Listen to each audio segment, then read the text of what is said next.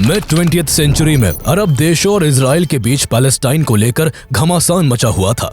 उसी समय लीबिया के चिलचिलाती वीरान रेगिस्तानों में एक नौजवान लड़का मुअम्मर गद्दाफी अपने देश को वेस्टर्न इन्फ्लुएंस और मुनाकिस राजा इद्रिस से आजाद कर उस पर शासन करने का सपना लिए बड़ा हो रहा था।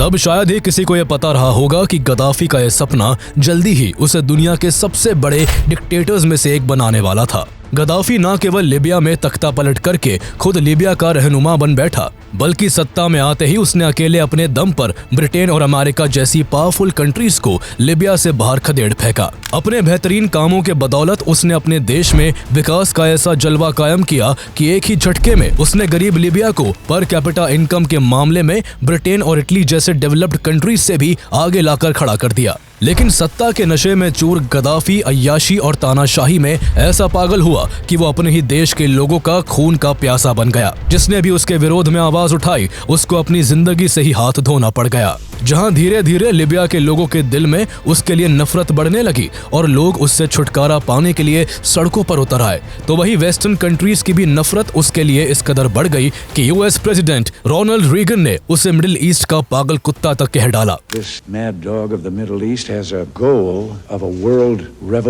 देखते देखते कभी एक रेवोल्यूशनरी रहा गद्दाफी सभी का दुश्मन बन गया और उसका अंत कुछ ऐसा हुआ कि लोग आज भी उसके आखिरी वक्त को याद करके सिहर उठते हैं। लेकिन उसके अंत की कहानी जानने से पहले हमें उसकी जिंदगी को शुरू से समझने की जरूरत है कि आखिर कैसे एक आम सा लड़का लीबिया का शासक बना और आखिर ऐसा क्या हुआ कि 40 से ज्यादा सालों तक लीबिया पर राज करने वाले दुनिया के सबसे बड़े तानाशाह गद्दाफी को अंत समय में अपने ही देश के लोगों से अपनी जान की भीख मांगने के लिए मजबूर होना पड़ा और क्यों अपने ही देशवासियों के हाथों उसका खात्मा हो गया।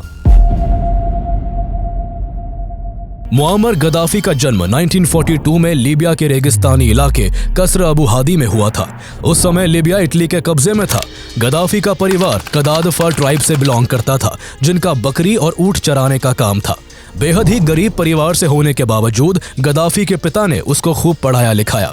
गद्दाफी जिस स्कूल में पढ़ाई करता था वहाँ कुछ टीचर इजिप्ट के थे जो अक्सर स्टूडेंट्स को इजिप्शियन रेवोल्यूशन की कहानी सुनाया करते थे। गद्दाफी इन रेवोल्यूशन को सुनते हुए बड़ा हो रहा था और शायद यही कहानियां उसके मन में घर करने लगी थी। Egyptian president Gamal Abdel Nasser उन दिनों सभी अरबिक कंट्रीज का हीरो था और इस वजह से गद्दाफी भी नासिर के प्रभाव से दूर नहीं रह सका और नासिर को अपना आइडियल मानने लगा। स्कूल के समय से ही गद्दाफी ने पॉलिटिक्स में एंट्री कर अपना पॉलिटिकल करियर बनाना शुरू कर दिया। उन्हीं दिनों गद्दाफी ने फिलॉसफी ऑफ द रेवोल्यूशन नाम की एक किताब पढ़ी जिसे नासिर ने लिखा था। ये किताब बेसिकली मिलिट्री कू के तरीकों को बताती थी। जाहिर था ये किताब गद्दाफी की फेवरेट बन गई। माना जाता है कि स्कूल में कई सारे टीचर्स बच्चों के पॉलिटिकल मूव्स को सपोर्ट करते थे और इसी वजह से गद्दाफी स्कूल के दिनों से ही सरकार के खिलाफ मूवमेंट चलाने लगे, जिसके कारण उन्हें 1961 में गवर्नमेंट एसेट्स को नुकसान पहुंचाने के जुर्म में परिवार सहित सेभा से बाहर निकाल दिया गया। जिसके बाद गद्दाफी मिस्राता चले गए और आगे की पढ़ाई वहीं से की। यहाँ उन्हें मिशेल अफलक, अब्राहम लिंकन, सन यात्सन और मुस्तफा केमल अतातुर्क जैसे बड़े नेताओं की बायोग्राफी पढ़ने का मौका मिला, जिससे उन्हें एक एडमिनिस्ट्रेटर के रूप में सत्ता चलाने की सीख मिली। पढ़ाई के दौरान उनके टीचर ने उन्हें सलाह दी थी कि किसी भी देश में क्रांति लाने के लिए सेना की सहायता बहुत जरूरी होती है। गद्दाफी की नजर भी लीबिया की सत्ता पर थी, जिसे वो अपने टीचर्स के कहे अनुसार सेना को अपना हथियार बनाकर हासिल करना चाहते थे।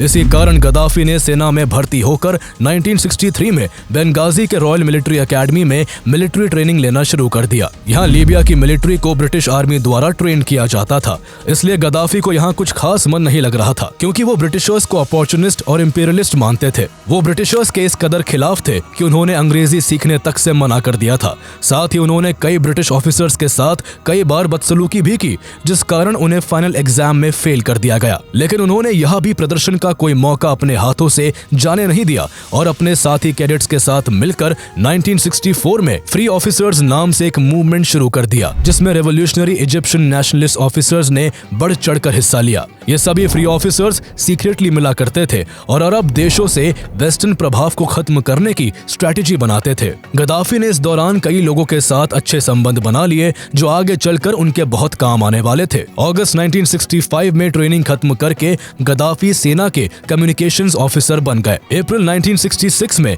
उन्हें मिलिट्री के एडवांस ट्रेनिंग के लिए यूनाइटेड किंगडम भेजा गया, जहां उन्होंने 9 महीने से अधिक समय तक यूके के अलग अलग शहरों में मिलिट्री ट्रेनिंग ली। यूके में रहने के दौरान गद्दाफी ने महसूस किया कि यूके लीबिया से कहीं अधिक विकसित है।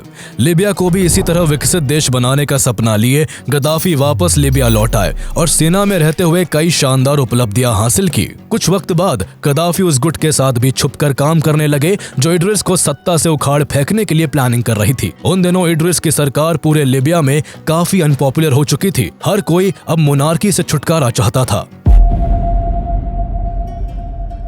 साल 1959 में लीबिया में क्रूड ऑयल की खोज हुई। उसके बाद मानो लीबिया की लॉटरी लग गई।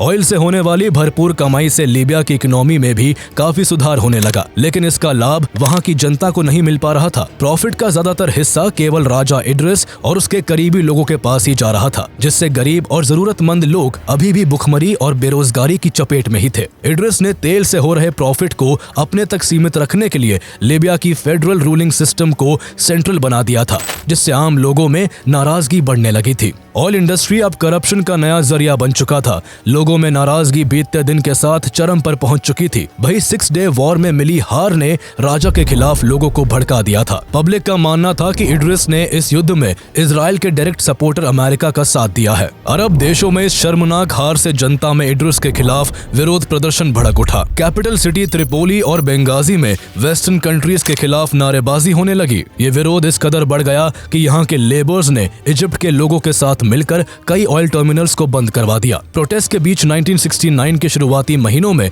लीबिया में तख्ता पलट की अफवाहें जोर पकड़ने लगी थी। अमेरिकन खुफिया एजेंसी CIA इड्रिस की सत्ता को बचाने का भरपूर प्रयास कर रही थी, लेकिन छुपकर काम कर रहे गद्दाफी पर उनका ध्यान नहीं था। एक तरफ शेली ब्रदर्स ने इड्रिस की नाक में दम कर रखा था, तो दूसरी तरफ गद्दाफी चुपके से सत्ता तक पहुंचने के लिए अपने लिए रास्ता बनाने में जुटे हुए थे। शेली ब्रदर्स के पिता इड्रिस के लिए काम किया करते थे, लेकिन उन्हें इड्रिस के लोगों ने ही मार दिया था। तभी से दोनों भाई राजा से बदला लेना चाहते थे। उन्होंने इस घटना पर रिएक्ट करने के बजाय वो राजा के करीब आने लगे। कुछ ही समय में अब्दुल अजीज शेली लीबियन आर्मी के चीफ ऑफ स्टाफ बन चुके थे, तो वही उमर शेली रॉयल एडवाइजर बन गए होते हैं। 1969 के मिड से ही शेली ब्रदर्स द्वारा तख्ता पलट की अफवाहें जोर पकड़ने लगी। इस समय इड्रिस मेडिकल ट्रीटमेंट के लिए टर्की और ग्रीस गए हुए थे।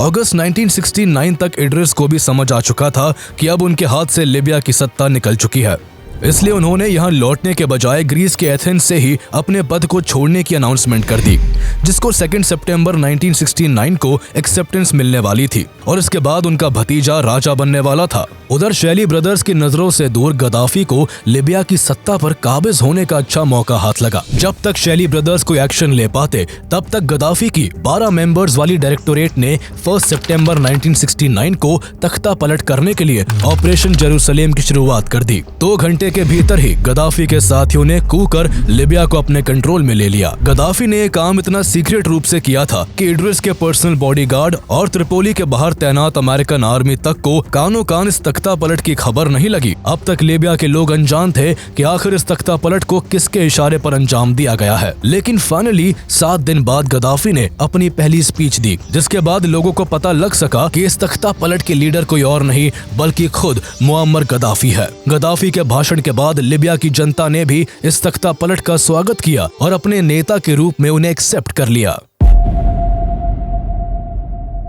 सत्ता पर काबिज होते ही गद्दाफी ने रेवोल्यूशनरी कमांड काउंसिल RCC के साथ मिलकर लीबिया से मोनार्की को हमेशा हमेशा के लिए उखाड़कर पुराने कॉन्स्टिट्यूशन को खत्म कर दिया और लिबियन अरब रिपब्लिक की स्थापना की। लिबियन अरब रिपब्लिक की स्थापना के बाद गद्दाफी खुद लीबिया के न्यू गवर्निंग बॉडी और RCC के चेयरमैन बन जाते हैं। लीबिया के सबसे पावरफुल लीडर बनने के बाद भी वो अपने आप को जनरल के पोस्ट पर प्रमोट नहीं करते और कर्नल के पोस्ट पर ही पूरी लाइफ बने रहते हैं। उनका कहना था कि देश में जनता का शासन कायम करने के लिए उन्हें मिलिट्री की सुप्रीम पोस्ट लेने की जरूरत नहीं है, लेकिन ये तो सिर्फ कहने की बात थी। असल में लीबिया की सारी पावर उन्हीं के हाथों में होती है। इसके अलावा उन्होंने अलबेदा की जगह त्रिपोली को लीबिया की नई राजधानी बना दिया। गद्दाफी ने खुद गरीबी से उठकर लीबिया की सत्ता हासिल की थी, इसलिए उन्होंने ज्यादातर मिडिल क्लास लोगों को अपनी कैबिनेट में जगह दी, जिस कारण गद्दाफी तेजी से जनता के बीच पॉपुलर होने लगे। इसके बाद उन्होंने लीबिया को एग्रीकल्चर में सेल्फ डिपेंडेंट बनाने के लिए 1969 1969 में ग्रीन रेवोल्यूशन की शुरुआत की, जिसका जल्द ही लीबिया में असर दिखने लगा और लीबिया का किसान जो हमेशा लॉस में रहता था उसे अब प्रॉफिट होने लगा। लीबिया की इकोनॉमी मेनली ऑयल पर डिपेंडेंट थी, जहां अब भी भारी मात्रा में करप्शन हो रहा था। गद्दाफी ने ऑयल रिसोर्सेज को एक एक करके ठीक करना शुरू किया और इससे होने वाले प्रॉफिट का ज्यादातर हिस्सा जनता को दिलाने के लिए मल्टीपल लॉ बनाए। इसी लॉ के चलते अक्टूबर 1969 में गद्दाफी ने फॉरेन कंपनीज के साथ चल रही करंट ट्रेड टर्म्स को अनफेयर बताते हुए लिबियन ऑयल इंडस्ट्री में काम कर रही सभी फॉरेन कंपनीज को नेशनलाइज कर क्रूड ऑयल के प्राइसेस को बढ़ा दिया। गद्दाफी के इस डिसीजन को ओपेक में शामिल दूसरे देशों ने भी फॉलो कर अपने अपने देशों में क्रूड ऑयल के प्राइस बढ़ा दिए। गद्दाफी का यह फैसला मास्टर स्ट्रोक साबित हुआ और केवल कुछ सालों में लीबिया की पर कैपिटा इनकम $11,000 तक पहुंच गई, जिससे लीबियाई लोगों की लाइफस्टाइल में काफी सुधार होने लगा। उस समय लीबिया की डेवलपमेंट की गति कुछ इस कदर तेज हो गई थी कि लीबिया ने पर कैपिटा इनकम के मामले में इटली और ब्रिटेन जैसी कई डेवलप्ड कंट्रीज को भी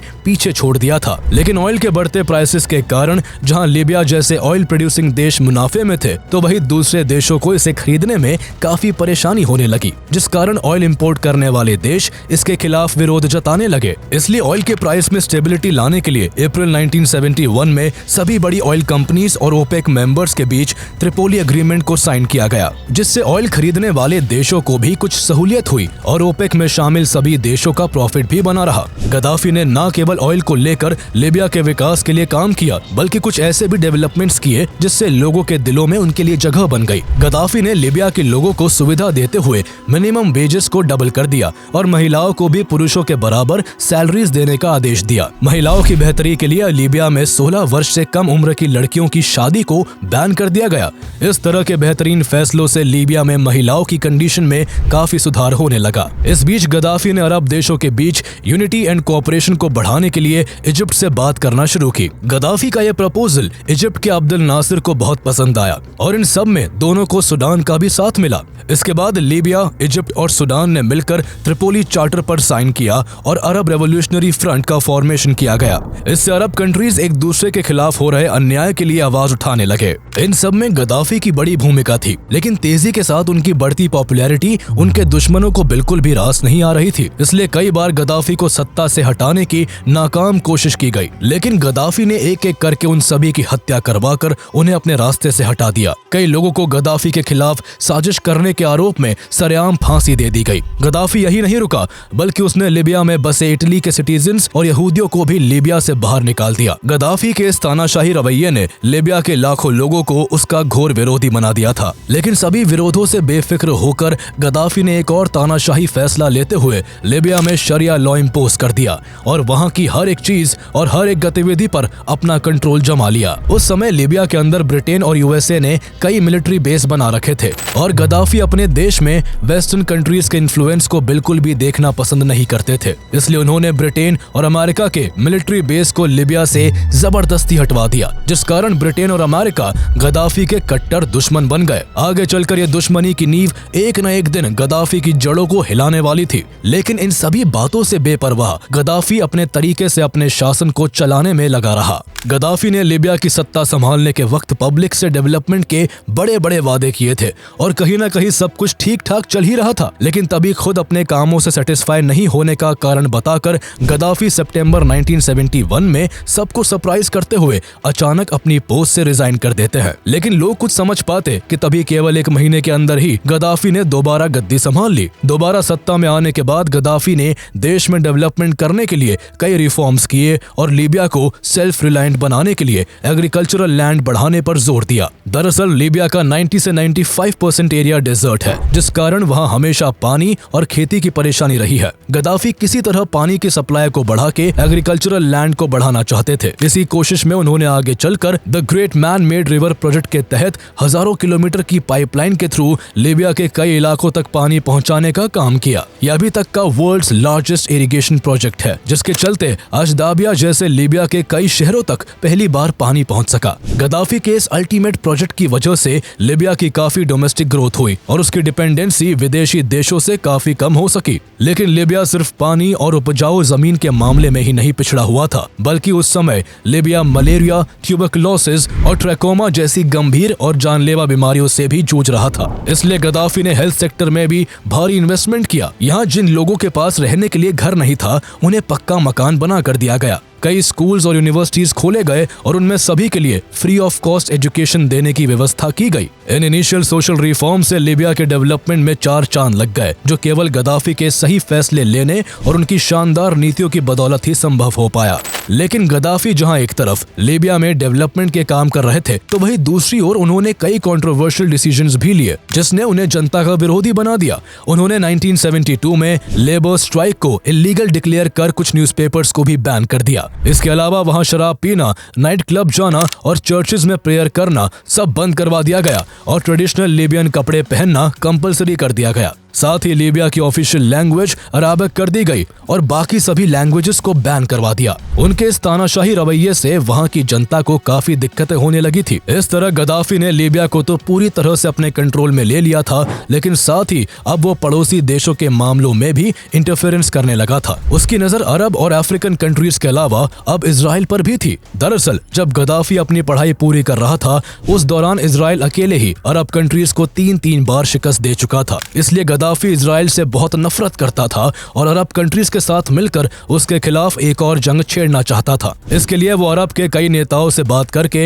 इजराइल पर अटैक करने की प्लानिंग भी करने लगा था। लेकिन उस समय तक इजराइल काफी मजबूत हो चुका था और अब उसके साथ अमेरिका भी आ चुका था। लेकिन इन सबसे बेफिक्र गद्दाफी इजराइल से दुश्मनी निकालने का एक भी मौका हाथ से जाने नहीं देता था। इस नफरत में वो इजराइल के अगेंस्ट काम करने वाले कुछ टेररिस्ट ग्रुप्स को फंडिंग भी करने लगा। जून 1972 में उन्हें ट्रेन करने के लिए लिबिया में एक सेंटर भी बनाया गया। इस दौरान उन्होंने टेररिस्ट ग्रुप ब्लैक सितंबर को इजराइल के खिलाफ इस्तेमाल करने के लिए फंडिंग भी की। आगे चलकर इसी ग्रुप के 8 मेंबर्स ने 1972 में हुए म्यूनिक ओलंपिक्स में 11 इजरायली एथलीट्स को मार गिराया। बाद में पुलिस की कार्रवाई में जब इस हमले को अंजाम देने वाले टेररिस्ट मारे गए, तो गद्दाफी ने उनकी डेड बॉडीज को लिबिया लाकर हीरोज की तरह उनका अंतिम संस्कार किया। गद्दाफी के इस कंट्रोवर्शियल डिसीजन के कारण उसकी इमेज धीरे धीरे पूरी दुनिया में खराब होने लगी। लेकिन अपनी आलोचनाओं से बेफिक्र गद्दाफी अपनी ही धुन में सवार थे। लिबिया में अपनी बढ़ती पॉपुलैरिटी को देखते हुए जून 1973 में उन्होंने एक अलग थ्योरी प्रपोज की, जिसे थर्ड इंटरनेशनल थ्योरी नाम दिया गया, जिसके तहत उन्होंने अमेरिका के कैपिटलिज्म और सोवियत यूनियन के मार्क्सिस्ट लेनिनिस्ट थ्योरी को नकार दिया। गद्दाफी ने इस दौरान ग्रीन बुक नाम की एक बुक लिखी, जिसमें उनके हिसाब से पूरी दुनिया में शासन चलाने के तौर तरीके बताए गए। इस बुक को लिबिया में सभी लोगों को पढ़ने के लिए मैंडेटरी कर दिया गया, जिससे उन्हें अपने देश में ही भारी क्रिटिसिज्म का सामना करना पड़ा। इस किताब में बताई हुई थ्योरी के सहारे वो एक पैन अरब स्टेट को एस्टैब्लिश कर एक इस्लामिक वर्ल्ड बनाना चाहते थे। उन्होंने अपनी बुक में लिबिया के लिए जमहूरिया की शुरुआत करने की बात की, जिसका अर्थ था जनता द्वारा शासन। इस दौरान उन्होंने सालों से चले आ रहे इस्लामिक इंटरप्रिटेशन को गलत माना और हदीस को भी एक्सेप्ट करने से नकार दिया। उनके इस कदम से उनके देश के ही मौलवी उनके दुश्मन बन गए और उनकी कड़ी आलोचना करने लगे। लेकिन गद्दाफी को किसी के भी विरोध से कोई फर्क नहीं पड़ता था। जो भी उनकी थ्योरी और उनके द्वारा लिखी बुक को मानने से इनकार करता, उन्हें कोड़े की मार सहनी पड़ती। गद्दाफी की मनमानी इस कदर बढ़ने लगी कि उन्होंने 1975 में फॉरेन ट्रेड पर गवर्नमेंट की मोनोपोली डिक्लेयर कर दी, जिस कारण देश का बिजनेस क्लास गद्दाफी से नाराज हो गया। जहां अब बिजनेस क्लास भी गद्दाफी के अगेंस्ट हो गया होता है, तो वही 1 साल पहले गद्दाफी की सरकार पर सिविलियन अटैक हो चुका था, जिसमें आर्मी बिल्डिंग्स को निशाना बनाते हुए कई बॉम्ब ब्लास्ट किए गए थे, जिस कारण कई सैनिकों की जान चली गई थी। लिबियन आर्मी जब इस पब्लिक रिवोल्ट को दबा नहीं पाई, तो गद्दाफी काफी गुस्सा गए और सितंबर 1975 में आर्मी के लगभग 200 सीनियर ऑफिसर्स को अरेस्ट करवाकर जेल में बंद करवा दिया गया। साथ ही यूथ के लिए नेशनल ड्यूटी निभाना मैंडेटरी कर दिया गया। जब 2 स्टूडेंट्स ने इसका विरोध किया, तो जनवरी 1977 में कई मिलिट्री ऑफिसर्स के साथ उन्हें भी पब्लिकली फांसी दे दी गई। अब गद्दाफी पूरी तरह से तानाशाही करने पर उतर चुका था। वो अपने ऑर्डर को जबरदस्ती मनवा रहा था, जिस कारण अब पूरे लिबिया में उसके पॉलिसीज के खिलाफ कोई आवाज नहीं उठा पा रहा था। वो जानबूझकर अपने विरोधियों को पब्लिकली मरवाता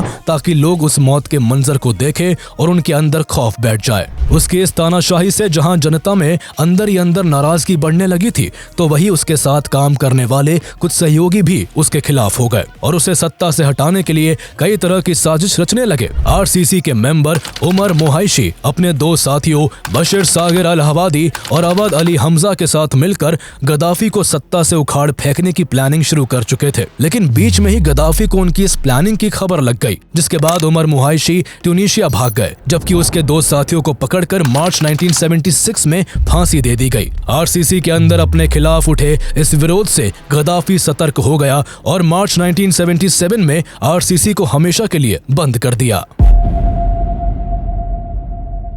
गद्दाफी की बढ़ती मनमानी के कारण देश में चल रही डेवलपमेंट पर ब्रेक सा लग गया और 1980 आते आते लीबिया इकोनॉमिक क्राइसिस से जूझने लगा। हालत इतनी खराब हो गई कि लीबिया विदेशी कर्ज के बोझ तले दब चुका था, जिस कारण लीबिया में अनएम्प्लॉयमेंट और पॉवर्टी तेजी से बढ़ती चली जा रही थी। ऐसे में गद्दाफी अपने देश की समस्याओं को सुलझाने के बजाय विदेशी मामलों में ज्यादा इंटरेस्ट ले रहे थे, जिसका कॉन्सिक्वेंसेस भी जल्द ही देखने को मिला। 9 अफ्रीकी देशों ने गद्दाफी के इस इंटरफेरेंस से परेशान होकर लीबिया से अपने डिप्लोमेटिक रिलेशन खत्म कर दिए। इस दौरान गद्दाफी पर अमेरिका, यूरोप और मिडिल ईस्ट में बसे अपने क्रिटिक्स और दुश्मनों को मारने के लिए पैसे देकर प्रोफेशनल किलर रखने का आरोप भी लगने लगा। गद्दाफी पर अमेरिकन प्रेसिडेंट रीगन पर भी अटैक करवाने का आरोप लगा, जिसमें रीगन तो बच गए, लेकिन गद्दाफी के खिलाफ अमेरिका ने कई एक्शंस लिए। इसके कुछ वक्त बाद पेरिस में American military officer Charles R Ray और इजरायली डिप्लोमेट याकूब बर्सिमानटोव की हत्या हो गई। अमेरिका ने इस हत्या के लिए गद्दाफी को जिम्मेदार मानते हुए लीबिया पर कई प्रतिबंध लगा दिए और यही से गद्दाफी CIA के सीधे रेडार पर आ गया। इसके अलावा अमेरिका ने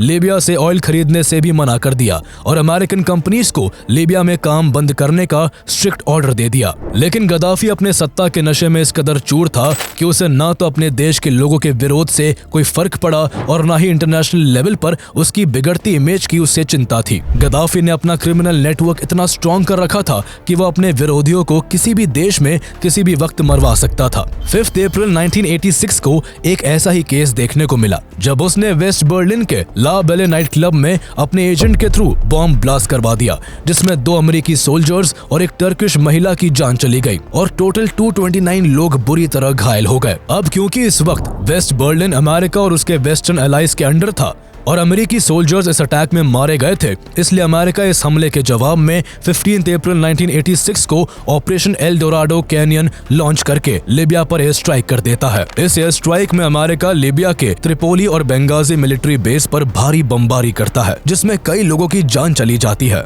इस हमले में गद्दाफी के घर को भी निशाना बनाया गया था, जिसमें गद्दाफी को तो कोई नुकसान नहीं पहुंचा, लेकिन उनके 2 बेटे बुरी तरह से घायल हो गए और उनकी गोद ली हुई बेटी हैना की मौत हो गई। अमेरिका के इन हमलों के बाद गद्दाफी कुछ ज्यादा ही अलर्ट हो गया था और अपनी सुरक्षा के लिए वो अजीब तरीके आजमाने लगा था।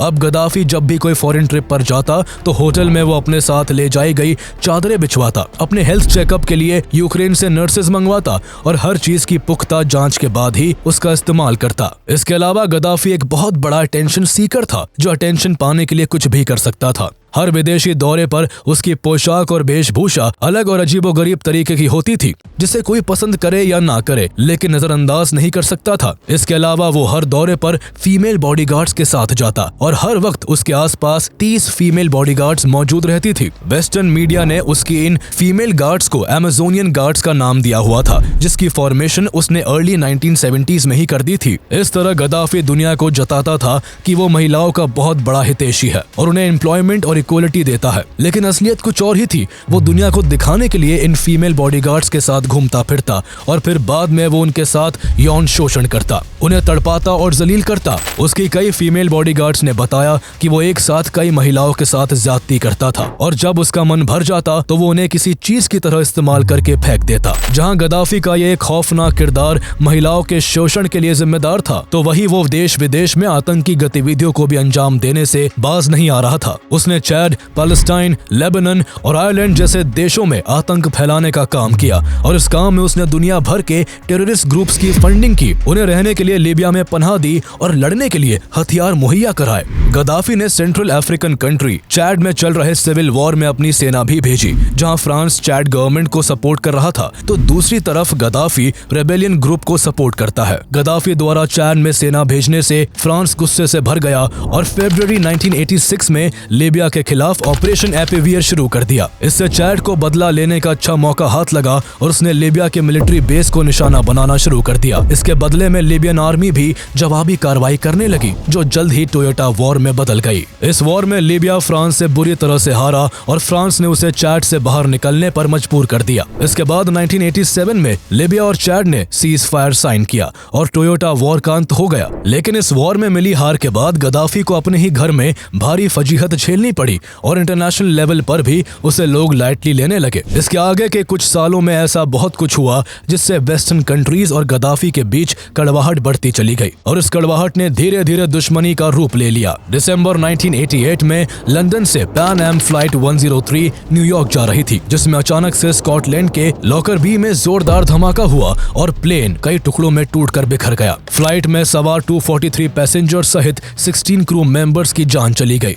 इस फ्लाइट में 21 देशों के नागरिक यात्रा कर रहे थे, जिसमें से 190 अमेरिकन होते हैं। मरने वालों में केवल फ्लाइट में मौजूद लोग नहीं थे, बल्कि ग्राउंड पर मौजूद 11 लोगों ने भी इस धमाके की वजह से जान गंवा दी थी। बाद में की गई इन्वेस्टिगेशन में इसमें लीबिया का हाथ पाया गया। इस घटना के बाद American president Ronald Reagan Gaddafi से इतने नाराज हुए कि उन्होंने गद्दाफी को मिडिल ईस्ट का मैड डॉग तक कह डाला। इसके एक साल बाद ही 19 सितंबर 1989 को कॉन्गो के ब्राज़ाविले से पेरिस जा रही UTA फ्लाइट 772 को बम विस्फोट करके उड़ा दिया जाता है, जिससे फ्लाइट में सवार 156 पैसेंजर्स और 14 क्रू मेंबर्स मारे जाते हैं। इस घटना में भी फ्रांस ने गद्दाफी को दोषी माना। एक साल के भीतर ही इन दो बड़े प्लेन बम विस्फोट में नाम आने से गद्दाफी लोगों की नजरों में विलेन बन गए थे। नवंबर 1991 में पैन एम फ्लाइट 103 की घटना में शामिल सभी आरोपियों को ब्रिटेन में लीबिया से ब्रिटेन भेजने की मांग की, तो गद्दाफी ने मॉन्ट्रियल कन्वेंशन का हवाला देकर उन्हें सौंपने से इनकार कर दिया।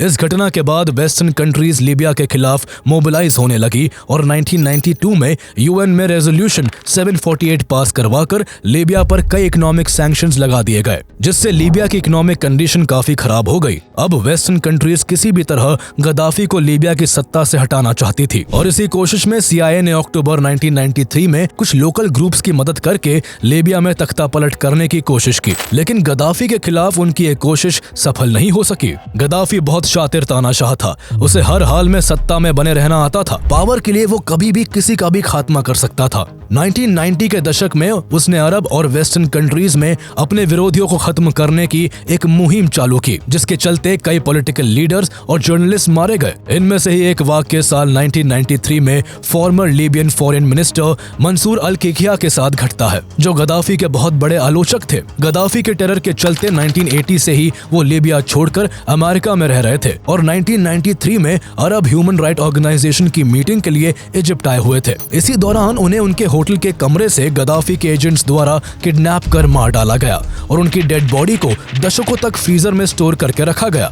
उनकी बॉडी को 19 साल बाद 2012 में गद्दाफी के मरने के बाद रिकवर किया जा सका। गद्दाफी के जुल्म की कहानी अभी रुकी नहीं थी। 3 साल बाद 1996 में गद्दाफी कुछ ऐसा करता है जिससे पूरा लीबिया थर्रा उठता है और पूरी दुनिया की नजरों में विलेन बना हुआ गद्दाफी अपने देश के लोगों का भी दुश्मन बन जाता है। दरअसल 1996 में त्रिपोली की एक जेल में कैदियों ने भागने का प्लान बनाया हुआ था, पर उन्हें भागते समय ही पकड़ लिया गया। इस बीच गार्ड्स के साथ लड़ते हुए कई कैदी घायल हो गए, जिस कारण उन्हें अस्पताल में भर्ती करवाया गया, पर वो ना दोबारा कभी घर लौट सके और ना ही जेल। बाकी बचे कैदियों पर 2 घंटे तक गोलियां बरसाई गई, जिसमें 1200 से भी अधिक कैदी मारे गए, जिनकी लाशों को उनके परिवार तक को नहीं दिया गया और उन्हें उसी जेल में दफना दिया गया।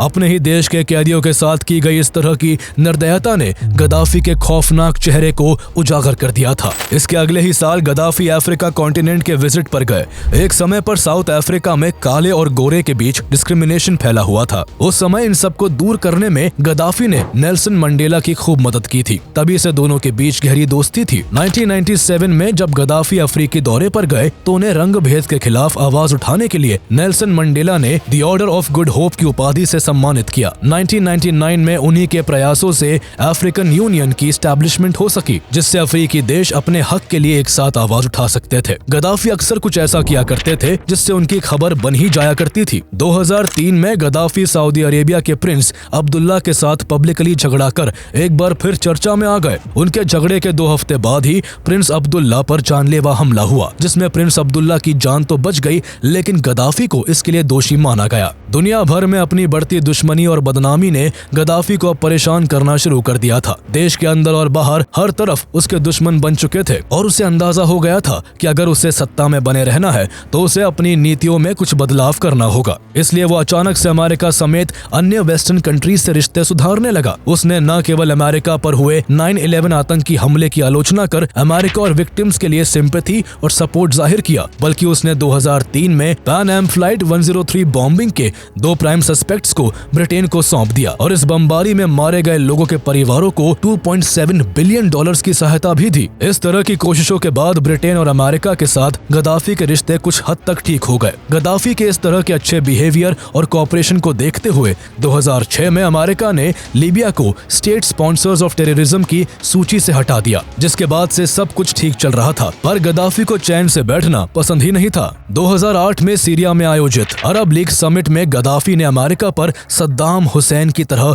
उन्हें भी मारने की प्लानिंग करने का आरोप लगाया। उनके इस दावे ने पूरी दुनिया में सनसनी मचा दी। इसी साल गद्दाफी ने अपने सपोर्टर अफ्रीकी नेताओं के एक ग्रुप से अपने आप को किंग ऑफ किंग्स डिक्लेयर करवा लिया। गद्दाफी के इस अटपटे और अतरंगी बिहेवियर से लीबिया में ही उनके खिलाफ आवाज उठाई जाने लगी थी। विद्रोहियों की संख्या बढ़ गई थी और लीबिया में आए दिन सरकार के खिलाफ प्रोटेस्ट रोज की बात हो गई थी। कुल मिलाकर लीबिया और बाकी के सभी अरब देश अब गद्दाफी और उसकी हरकतों से परेशान हो चुके थे और उससे छुटकारा पाना चाहते थे।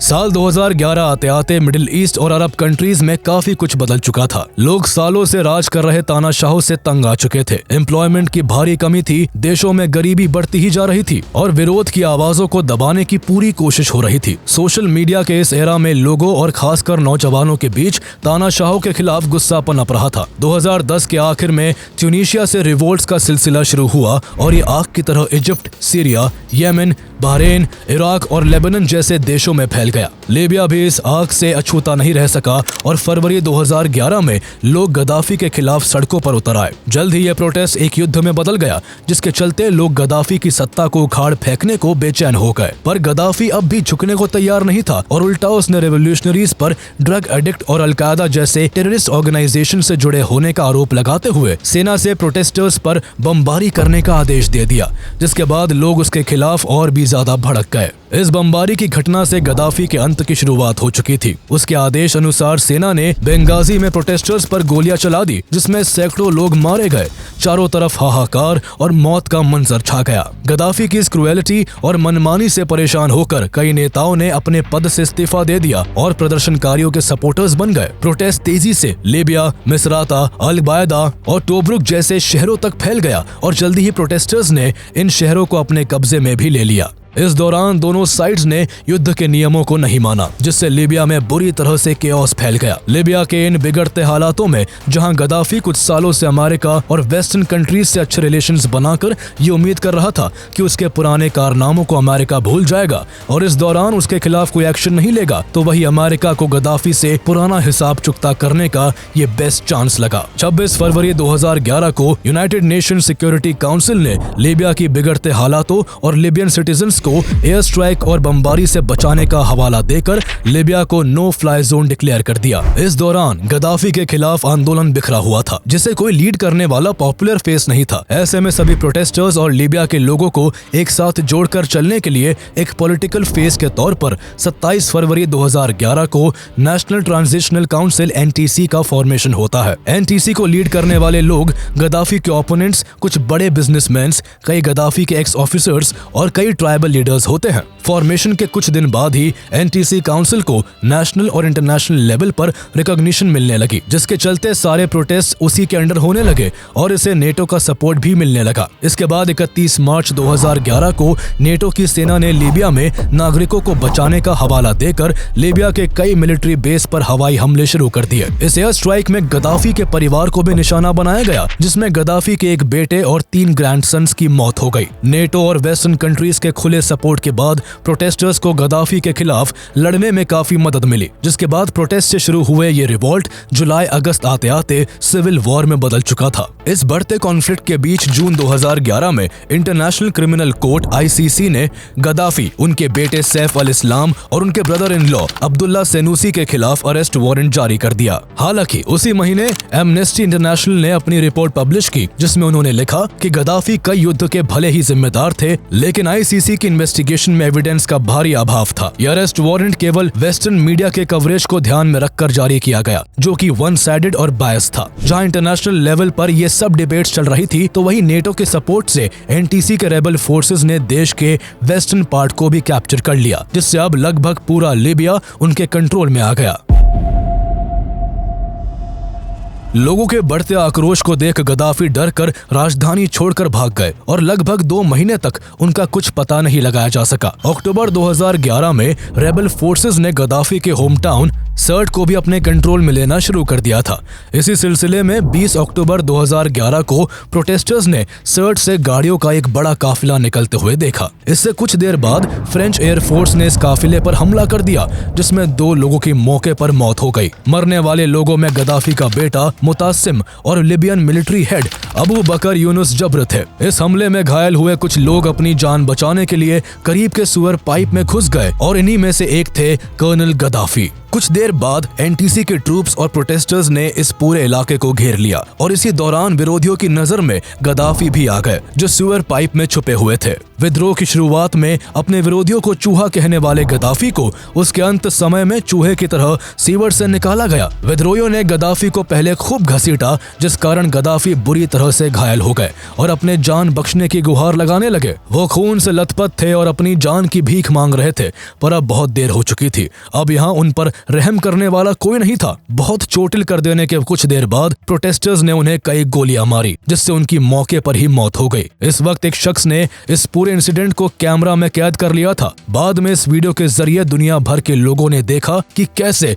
42 साल तक लीबिया पर शासन करने वाले गद्दाफी अपने ही देश के सताए गए लोगों के हाथों अपनी जान गंवा बैठे और इस तरह लीबिया में 4 डेकेड से चले आ रहे गद्दाफी के शासन ने अंतिम सांसें ली।